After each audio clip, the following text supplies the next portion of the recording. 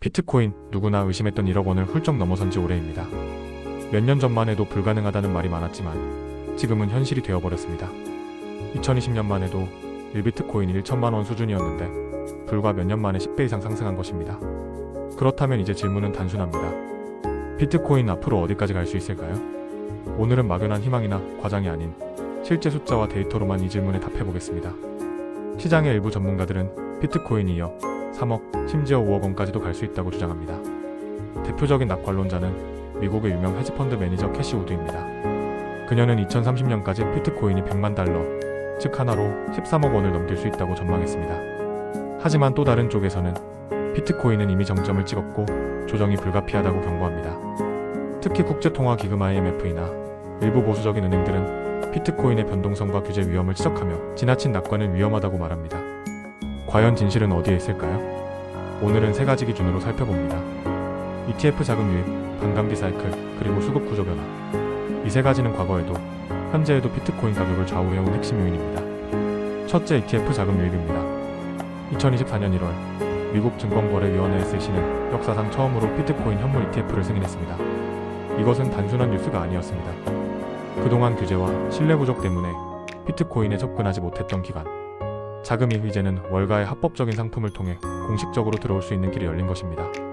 실제로 승인 직후 블랙록, 피델리티 같은 초대형 자산 운용사들이 ETF 상품을 출시했습니다. ETF는 누구나 주식계좌로 매수할 수 있기 때문에 개인뿐 아니라 연기금, 보험사, 헤지펀드까지 참여할 수 있습니다. 그 결과 하루 평균 수천억 원, 많게는 조 단위 자금이 시장에 들어오고 있습니다. 여기서 중요한 점은 이 자금이 단순한 단타가 아니라는 것입니다. 연기금이나 보험사 같은 기관은 5년, 10년 단위로 투자하기 때문에 비트코인의 장기적 수요를 받쳐주는 든든한 기반이 됩니다. 과거에는 개인 투자자의 투기적 매수에 의해 가격이 급등락했다면 이제는 자금의 성격이 바뀌고 있다는 점에서 의미가 큽니다. 바로 이것이 과거 사이클과 현재 사이클을 구분짓는 가장 큰 차이입니다. 둘째, 반감기 사이클입니다. 비트코인은 4년마다 채굴 보상이 절반으로 줄어듭니다. 이를 반감기라고 부릅니다. 2012년 첫 번째 반감기 이후 비트코인은 약 80배 상승했습니다. 2016년 두 번째 반감기 이후에는 3.5배, 2020년 세 번째 반감기 이후에는 약 6배 가까이 상승했습니다. 패턴은 단순합니다. 반감기 직전에는 가격이 조정을 받다가 보상 감소 이후 12년 동안 공급 부족이 심화되며 큰 상승이 나타나는 것입니다. 2024년 네 번째 반감기를 기점으로 지금 시장은 다시 한번 사이클의 출발점에 있습니다. 과거가 미래를 보장하지는 않지만 반감기 이후 12년은 상승한다는 데이터는 꾸준히 반복되었습니다. 이 때문에 많은 애널리스트들이 2025년을 비트코인의 결정적 분기점으로 보고 있습니다. 특히 중요한 것은 이번 사이클은 과거와 다르게 ETF라는 기관 자금 유입과 맞물려 있다는 사실입니다. 즉, 단순히 역사적 패턴에 기대는 것이 아니라 실제로 수요를 뒷받침할 새로운 자금이 존재한다는 점에서 이전보다 더 강력한 상승 가능성을 보여줍니다. 셋째, 수급 구조 변화입니다. 비트코인의 총 발행량은 2100만 개로 제한되어 있습니다. 현재까지 약 1950만 개 이상이 이미 채굴되었고 앞으로 남은 코인은 약 150만 개뿐입니다. 2024년 반감기 이후 하루 발행되는 코인 수는 약 900개에서 450개로 줄었습니다. 즉, 시장에 새로 공급되는 물량이 절반으로 줄어든 것입니다. 그런데 동시에 ETF와 기관 매수로 인해 수요는 오히려 늘고 있습니다. 실제로 글로벌 거래소에 보관 중인 비트코인 잔액은 최근 몇 년간 꾸준히 감소해 왔습니다. 투자자들이 비트코인을 거래소에 두지 않고 개인 지갑으로 옮겨 장기 보관하는 경향이 강해졌다는 의미입니다. 즉, 시장에 매도 가능한 물량은 줄고 매수 압력은 높아지고 있습니다. 경제의 기본 원리인 수요와 공급 법칙을 적용한다면 가격 상승의 압력이 커질 수밖에 없는 상황입니다. 하지만 여기서 반드시 짚고 넘어가야 할 부분이 있습니다. 바로 변동성입니다.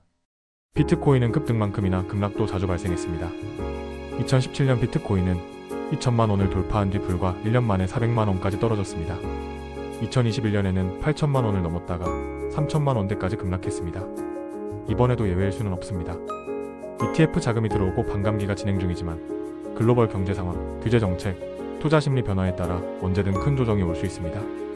따라서 무작정 끝까지 오른다는 기대보다는 상승 속에서 리스크를 관리하는 태도가 필요합니다. 특히 레버리지나 과도한 대출을 통한 투자보다는 자신의 자산 중 일부만 비트코인에 배분하는 전략이 더 현명합니다. 장기적 관점에서는 상승 가능성이 크지만 단기적으로는 언제든 2030% 조정이 나올 수 있다는 점을 반드시 기억해야 합니다. 정리하겠습니다. 비트코인 1억 원을 돌파한 배경에는 세 가지 요인이 있습니다. ETF 자금 유입, 반감기 사이클, 그리고 수급 구조 변화. 이 세 가지는 모두 가격 상승을 뒷받침하는 강력한 이유가 됩니다.